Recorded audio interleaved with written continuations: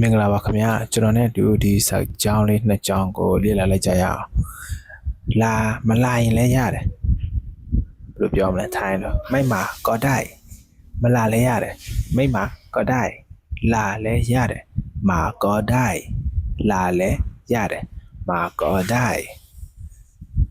မိမကော်တိုင်းพี่ไม่มาก็ได้นะกูมาလည်းရတယ်พี่มาก็ได้กูလာလည်းရတယ်แล้วแต่သဘောပဲကျေးဇူးတင်ပါတယ်သိချင်တာလေးတွေရှင်ကျွန်တော်ကို comment box မှာမေးဖို့မမေ့ပါနဲ့ပြီးတော့ဗီဒီယိုလေးတွေကိုတွေ့တိုင်းအသေးပေးတယ် save တယ်ပြီးတော့နောက်ဗီဒီယိုတစ်ခုကြည့်တယ်အဲ့ဒါမျိုးမလုပ်ပါနဲ့เนาะတခါလဲမှတ်ပါတခါလဲကြပ်ပါပြီးတော့ဖြစ်နိုင်မယ်ဆိုရင်ချရေးပါကျွန်တော်ရဲ့ဗီဒီယိုလေးတွေကို number 1ကနေစပြီးတော့